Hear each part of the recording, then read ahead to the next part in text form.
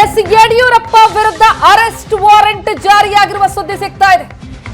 POCSO ಕೇಸ್ನಲ್ಲಿ ಬಿಎಸ್ವೈಗೆ ಸಂಕಷ್ಟ, ಜಾಮೀನು ರಹಿತ ವಾರೆಂಟ್ ಜಾರಿ ಮಾಡಿದೆ ಕೋರ್ಟ್. ಪೋಕ್ಸೋ ಪ್ರಕರಣವಾಗಿರೋದ್ರಿಂದ ಬಹಳ ಗಂಭೀರ ಆಗತ್ತೆ. ಈಗ ಅರೆಸ್ಟ್ ವಾರೆಂಟ್ ಜಾರಿಯಾಗಿದೆ. ಮಾಜಿ ಸಿಎಂ ಬಿಎಸ್ ಯಡಿಯೂರಪ್ಪ ವಿರುದ್ಧ ಅರೆಸ್ಟ್ ವಾರೆಂಟ್ ಜಾರಿ. ಪೋಕ್ಸೋ ಕೇಸ್ನಲ್ಲಿ ಬಿಎಸ್ವೈಗೆ ಸಂಕಷ್ಟ, ಜಾಮೀನು ರಹಿತ ವಾರೆಂಟ್ ಜಾರಿ ಮಾಡಿದೆ ಕೋರ್ಟ್. ಹೀಗಾಗಿ ಯಾವುದೇ ಕ್ಷಣದಲ್ಲೂ ಯಡಿಯೂರಪ್ಪ ಬಂಧನ ಆಗುವ ಸಾಧ್ಯತೆ ಇದೆ. ಸಹಾಯ ಕೇಳಿಕೊಂಡು ಬಂದಂತಹ ತಾಯಿ ಮಗಳು ಸದಾಶಿವನಗರ ಬಿಎಸ್ವೈ ನಿವಾಸಕ್ಕೆ ಬಂದಂತಹ ಸಂದರ್ಭದಲ್ಲಿ ಮಗಳ ಜೊತೆ ಅನುಚಿತವಾಗಿ ವರ್ತಿಸಿದ್ದಾರೆ ಬಿಎಸ್ವೈ ಅನ್ನೋದು ಈಗ ಕೇಳಿ ಬಂದಿರುವಂತಹ ಆರೋಪ. ಹಾಗಾಗಿ ಪೋಕ್ಸೋ ಪ್ರಕರಣ ದಾಖಲಾಗಿತ್ತು. ಈ ಕೇಸ್ನಲ್ಲಿ ಈಗ ಜಾಮೀನು ರಹಿತ ವಾರೆಂಟ್ ಅನ್ನ ಜಾರಿ ಮಾಡಿದೆ ಕೋರ್ಟ್. ಈಗ ಬಿಎಸ್ವೈಗೆ ಸಂಕಷ್ಟ ಎದುರಾಗಿದೆ. ಜಾಮೀನು ರಹಿತ ವಾರೆಂಟ್ ಜಾರಿಯಾಗಿರೋದ್ರಿಂದ ಯಾವುದೇ ಕ್ಷಣದಲ್ಲೂ ಯಡಿಯೂರಪ್ಪ ಬಂಧನವಾಗುವ ಸಾಧ್ಯತೆಗಳು ಕಂಡು ಬರ್ತಾ ಇದೆ.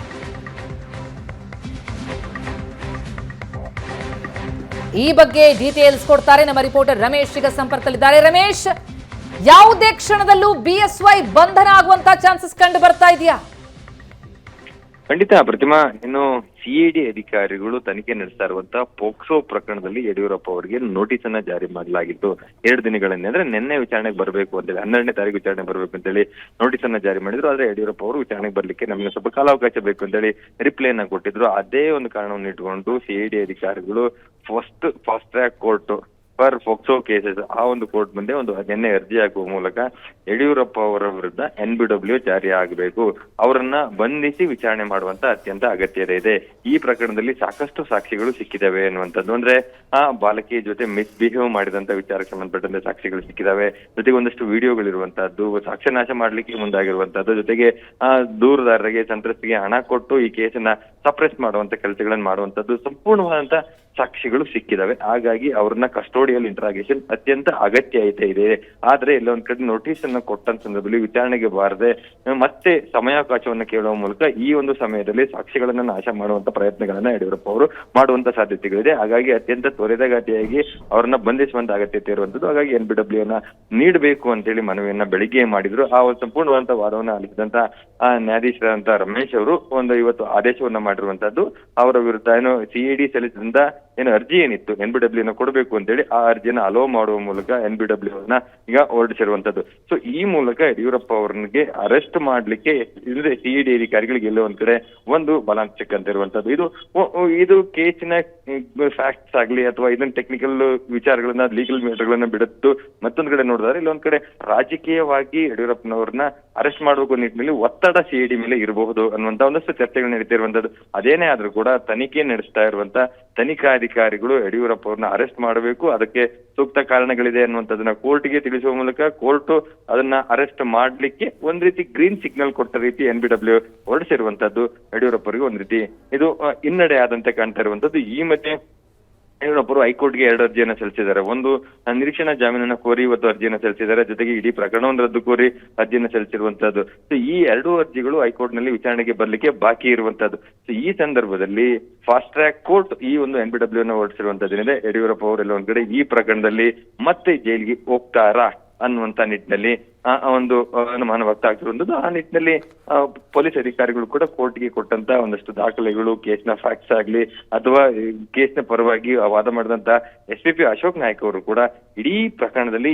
ಏನೆಲ್ಲ ಅಂಶಗಳಿದೆ, ಆರೋಪಗಳೇನಿದೆ, ಸಾಕ್ಷಿಗಳೇನಿದೆ, ಏನಾಗಬೇಕಾಗಿದೆ, ಸೊ ಈ ಎಲ್ಲವನ್ನು ಕೋರ್ಟ್ಗೆ ಮನವರಿಕೆ ಮಾಡುವ ಮೂಲಕ ಯಡಿಯೂರಪ್ಪ ಅವರಿಗೆ ಅವರ ವಿರುದ್ಧ NBW ಅನ್ನ ನೀಡಿ ಆದೇಶವನ್ನ ಮಾಡಬೇಕು ಅಂತ ಹೇಳಿ ಮನವಿಯನ್ನ ಮಾಡಿದ್ರು. ಆ ಮನವಿ ಅಲ್ಲೂ ಆಗಿರುವಂತದ್ದು. ಈ ಮೂಲಕ ಯಡಿಯೂರಪ್ಪ ಅವರು ಅರೆಸ್ಟ್ ಆಗುವಂತ ಸಾಧ್ಯತೆ ಈ ಸದ್ಯಕ್ಕೆ ಕಂಡು ಬರ್ತಾ ಇರುವಂತದ್ದು. ಆ ನಿಟ್ಟಿನಲ್ಲಿ ಈಗ ಸದ್ಯಕ್ಕೆ ಕೋರ್ಟ್ ವಾದ ಮಾಡುವ ಸಂದರ್ಭದಲ್ಲಿ ಯಡಿಯೂರಪ್ಪ ಅವರ ಲೊಕೇಶನ್ ನಮಗೆ ಸಿಗ್ತಾ ಇಲ್ಲ, ಅವರೆಲ್ಲ ಒಂದ್ ಕಡೆ ತಪ್ಪಿಸಿಕೊಳ್ಳುವಂತ ಕೆಲಸಗಳಾಗಿದೆ ಅನ್ನುವಂಥದ್ದನ್ನು ಕೂಡ ಹೇಳಿದ್ರು. ಸೊ ಆ ಮೂಲಕ ಸಾಕ್ಷಿ ನಾಶ ಮಾಡುವಂತದ್ದಾಗ್ಲಿ ಅಥವಾ ಬೇರೆ ಎಲ್ಲೋ ತಪ್ಪಿಸಿಕೊಳ್ಳುವಂತ ಕೆಲಸಗಳಾಗ್ತಿದೆ. ಹಾಗಾಗಿ ನಾವು ಆದಷ್ಟು ಬೇಗ ಅವ್ರನ್ನ ಪತ್ತೆ ಮಾಡಬೇಕು, ಅವ್ರನ್ನ ಅರೆಸ್ಟ್ ಮಾಡಿ ವಿಚಾರಣೆಗೆ ಒಳಪಡಿಸಬೇಕು ಅಂತೇಳಿ ಏನೋ ಒಂದು ಸಬ್ಮಿಷನ್ ಅನ್ನ ಕೋರ್ಟ್ ಮುಂದೆ ಮಾಡಿರೋದು ನೋಡಿದ್ರೆ ಇವತ್ತು ಅಲೋ ಮಾಡಿರುವಂತದ್ದು ಅರ್ಜಿಯನ್ನ ಯಡಿಯೂರಪ್ಪನವ್ರನ್ನ ಸೀರಿಯಸ್ ಆಗಿ ಎಲ್ಲಿದ್ದಾರೆ ಅಂತ ಹುಡುಕಿ ಅವ್ರನ್ನ ಅರೆಸ್ಟ್ ಮಾಡ್ಲಿಕ್ಕೆ ಸಿಐಡಿ ಅಧಿಕಾರಿಗಳು ಮುಂದಾಗ್ತಾರೆ ಅನ್ನುವಂಥದ್ದು ಸ್ಪಷ್ಟವಾಗಿ ಈ ಕ್ಷಣಕ್ಕೆ ಸಿಗ್ತಾ ಇರುವಂತ ಮಾಹಿತಿ. ಪ್ರತಿಮಾ. ರಮೇಶ್, ಅಂದ್ರೆ ಈಗ ಅರೆಸ್ಟ್ ವಾರೆಂಟ್ ಜಾರಿಯಾಗಿದೆ, ಒಂದೊಮ್ಮೆ ಅವರನ್ನ ಹುಡುಕಿ ಬಂಧನಕ್ಕೊಳಪಡಿಸಿದೆ, ಆದ್ರೆ ಅವರೇ ನಿರೀಕ್ಷಣಾ ಜಾಮೀನಿಗೆ ಹಾಕೊಂಡಿದ್ದಾರೆ, ಅದಕ್ಕೆ ಯಾವುದೇ ಅರ್ಥ ಉಳಿಯೋದಿಲ್ಲ ಅಲ್ವಾ? ಹಾಗಾಗಿ ಸಂಕಷ್ಟ ಕಟ್ಟಿಟ್ಟು ಬುತ್ತಿ.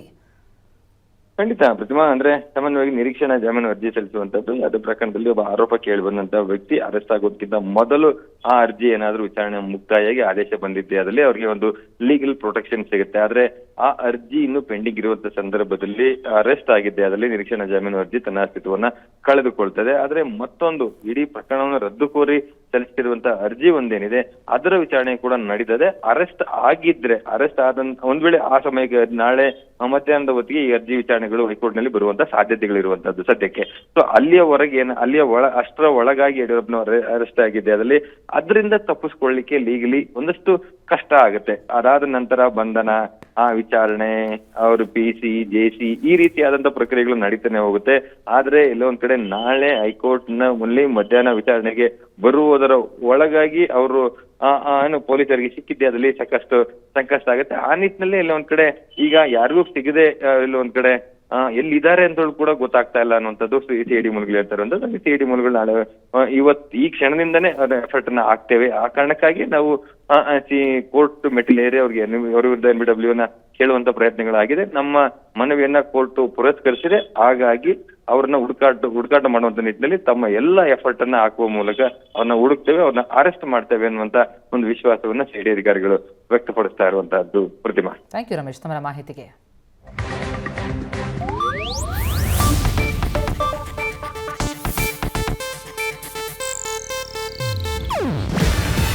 ಇದು ಏಷ್ಯಾನೆಟ್ ನ್ಯೂಸ್ ನೆಟ್ವರ್ಕ್ ಪ್ರಸ್ತುತಿ. ನೀವು ನೋಡ್ತಿದ್ದೀರಾ ಏಷ್ಯಾನೆಟ್ ಸುವರ್ಣ ನ್ಯೂಸ್.